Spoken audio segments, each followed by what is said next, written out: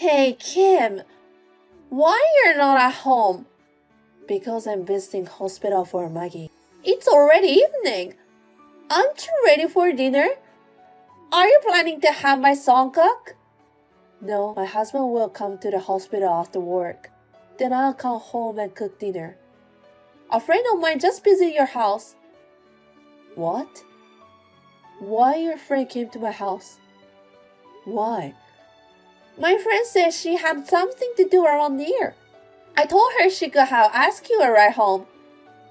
You didn't tell me that. I didn't tell you. Mother-in-law, I'm not always home. I don't like it when you make promises without my permission. You have dinner to prepare, right? That's why I thought you'd be home. But then my friend complained that you weren't home. I'm so embarrassed because of you. As I told you before, I come to hospital for my daughter when I have time. So please don't make that kind of promises. I'm in hospital more than home. Don't you think you're spoiling Maggie too much? Just because your daughter is sick doesn't mean you have to go every day. She's still a little girl, and we don't know when her condition will change. Please don't say that. She's sick from the start, so don't worry about it. The doctors say she doesn't have long to live. So you don't want me to take care of her? That's not what I meant. She doesn't have to be a center of your life, do you? I wish you'd pay a little more attention to me. You have a car, but you only use it to go hospital. Why don't you take me on a spa trip once in a while? Right now, I want to be with Maggie as much as possible. My husband feels the same way. I don't think so. My son is with you because you're with her all the time. I guess he has no choice but to go along with you, right? He's not.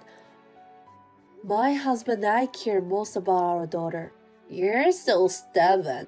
She's a girl. You don't have to go that far. Gender has nothing to do with it. Yes, it does. If it's a boy, he's going to be the heir. I'm hoping to have a big grandchild soon. I'm sorry, but I can't think about that right now.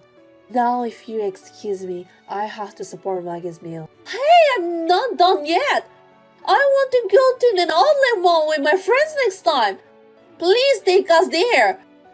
You couldn't do it today, so why not? As I told you, I can't do it. Please take the bus or train.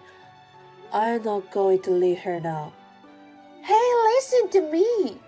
Next time a singer support is coming to the next town, she's going to give a concert at a commercial facility. Will you take me there? Mother-in-law, my husband told you about Maggie's condition, didn't he? Yes, she's in a critical condition, right? Then how can you ask me to do such a thing? It doesn't matter. It's next week. I'm not asking you to take me there right now. Even so, I don't think this is the right time to say it. Then when should I tell you? You've been told many times in the past that Maggie was in danger. She'll be okay in a couple of days anyway. Right now, we don't know if she can make it or not. That's enough. What? Why should I get accused? Because this is not a time to talk about it. My husband and I have been staying at the hospital for the past few days. I don't know anything about that. It's none of my business. She's your grandson too. A grandchild who's been in the hospital all this time. I haven't seen her at all. I've even forgotten what she looks like. Honestly, this is no different than if she wasn't exist. I see. So, you will take me there, right?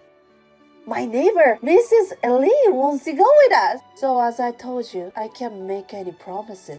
Then how do you expect me to get there? It's difficult to get there without a car, isn't it? I asked my husband, but he said he's busy. You're the only one I can ask. I can't either. I just need a ride. If I take the bus, it won't arrive there at the right time. It's not my business. Just do what you want to do. You're useless. What's a daughter-in-law for? Before I'm your daughter-in-law, I'm her mother of my child. Wouldn't you have wanted to be there for him? Of course I would. A son is the most important here. But if he was a girl, I wouldn't have cared. That's enough. I have nothing to say to you, mother-in-law. Don't even contact me again. Hey, can't you take me there? Why don't you figure it out by yourself? It's cheeky for a wife to resist your mother-in-law. First of all, it's your fault for having a sickly baby. It's your fault and don't drag me into it too. Hey, are you listening to me? Answer me! Kim, my husband told me about her. I'm sorry to hear about Maggie. Thank you. Don't be so depressed. You can have another baby. See? Next time. What? What? You're going to give up on having kids? You haven't had a boy yet.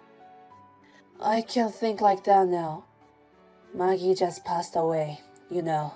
I understand that. That's why I'm cheering you up, right? I think what you just said horrible. Anyway, after the funeral, make a boy as soon as you can. That's all you can do. I told you, the funeral isn't even over yet. That's why I said make it after the funeral. I didn't say now. It's the same thing. I don't like it. Everyone's in a wake mood. It's so depressing. I'm not going to the funeral cremation. It's too much hassle and I don't want to go there anymore. I see. I understand how mother-in-law thinks. If you don't want to, you don't have to come to the funeral. It's been really hard these past few years because of Maggie. My husband and son are always talking about her. You were always with her and never listened to me at all. Nothing good happened at all. But now that Maggie is gone, now you listen to what I'm asking, right? Excuse me, I have to prepare for the wake. Wait a minute. What do you want? Do you realize that this is all your fault? This is all your fault for not having a healthy baby. Even I wanted to give birth to a healthy baby. I've said that to myself hundreds of times. Oh, you knew that? If you knew that, don't do that again, okay? Please make sure it's a healthy baby. Really? Really, how dare you to say such a thing? What? What's wrong? Did I say something bad? Please don't even think to attend the funeral. I wouldn't go even if you asked me to. I don't even have much memories of Maggie. Besides the singer's concert tomorrow, Mr. Lee's son's wife taking me to the concert. So I have to get ready and get a good night's sleep. She's so different from some wives. She really helped me out. Kim, it's been a while. Yes. Oh, you can't even say hello anymore. Are you still depressed? It's already been a month since funeral. It's only been a month. The 49th anniversary isn't even over yet. But I think you're feeling better than last month. So it's time for you to take action. Do your best. What are you talking about? I'm talking about my grandson. I can't wait for you to show me my beautiful grandson. In your mind, Maggie isn't a grandchild, is she? Of course she is. She's always sick and she's in the hospital all the time. Also, the gender is right. I never thought of a girl as a grandchild from the beginning. Instead, focus on making another grandbaby. This time will be a man. You don't even know what is good and bad to say it. I found out the mother-in-law really is an irredeemable person. What? You still don't know anything, do you? Mother-in-law is no longer taken care of by anybody. What do you mean? When have you seen your husband lately? What? Well, I haven't seen him for a few days. He said he's busy, that he's going to be away from home. He hasn't been home, has he? He must have something important to do at work. He's been traveling a lot. It's not unusual for him to be away from home. Your husband left home. Now he's preparing to divorce with you. What the hell are you talking about? Don't say things like that. You don't make sense. It's true story. I have his permission to talk to you about it. Why is my husband divorcing me? We've been together for over 30 years. It's your attitude toward Maggie. You didn't deal with Maggie because she's a female.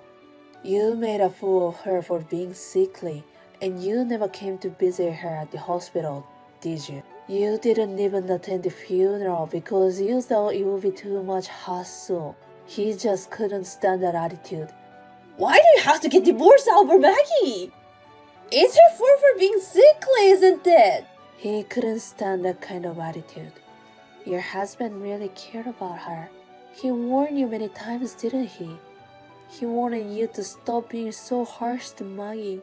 You want me to love any grandchild for her unconditionally? If you don't like something, you can't help it. I am not saying that you should be unconditionally kind to her because she's your grandchild. But every time something happens, you point out that Maggie is sickly or weak. Even you made disparaging statements on more than one occasion. You're free to think what you want in your mind. But you don't have to speak any single word, do you? I'm just being honest with myself. I just said what was on my mind. What's wrong with that? I think you don't understand that. That's why you're getting divorced. Also, my husband and I will be cutting you out as well. Why is my son cutting me out too? Because he's Maggie's father. My husband and I and father-in-law love Maggie. None of us will understand your mother-in-law. Don't ever get involved with us again. Wait a minute. I can get my husband on the phone. If I call now, it won't even go to voicemail. He's blocking you. He will have his lawyer contact you when he's ready to divorce you.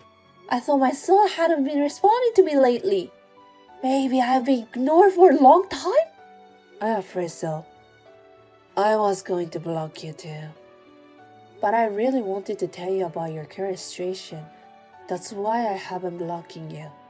I just wanted to say that you deserve what happened to you. I will never forget the things you have insulted me for. Kim, wait! I apologize! So please tell my husband and son. Could you tell them that I'd like to return the call? Why would I? Even if I did, neither of them will make a move. If you have something you want to tell me, contact the lawyer your husband hired. That's not my point! I want a proper family discussion! Family? Are you misunderstanding something? None of us consider you as a family. I think you might say it better way. I am still your mother-in-law. I never thought of you as my mother-in-law. What? After I got married, you started picking on me. After giving birth to Maggie, you started insulting me for giving birth to a sickly child. You know, you are the one who disrespects your grandchild. I can't even consider someone like that as stepmother, but it doesn't matter for now. You didn't recognize her as your grandchild either. It's up to me what I think. Kim, I'm sorry. I'm sorry when I treated Maggie badly. It's too late for apologize. She won't come back. I won't do anything like that again. You can do whatever you want. It's none of our business. Think about what you've done and leave from now on. How am I supposed to leave? My husband says he's divorcing me too. My son has disowned me too. Kim, please help me. I'll do anything. If you do anything, just forget about us. We will never help you. You're nothing to us. Then there was a discussion about my parents-in-law's divorce. My mother-in-law insisted that never wanted a divorce. In the end, it was a meditated divorce. However, she was always neglecting her housework and playing around. She was also verbally abusive to my father-in-law in a way that hurt him emotionally. In the end, it was decided that my mother-in-law had a problem. My father-in-law's claim was accepted, and we were able to get a divorce. Currently, my mother-in-law is living alone in the house. I heard that she's looking for a job while living alone in the house she received as a part of the property division. Also, my husband had put in a good word with relatives and acquaintances of my mother-in-law. My mother-in-law's terrible attitude soon became a rumor.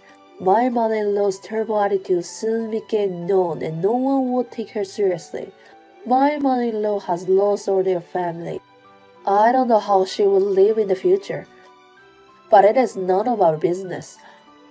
We will not help her in any way, no matter how much trouble she may be in the future. My husband and I moved out of the house as soon as our daughter passed away, and my father-in-law has moved to the same neighborhood. I will never forget the sadness of my daughter's death. But it is not only sadness, but we also have happy memories of our daughter.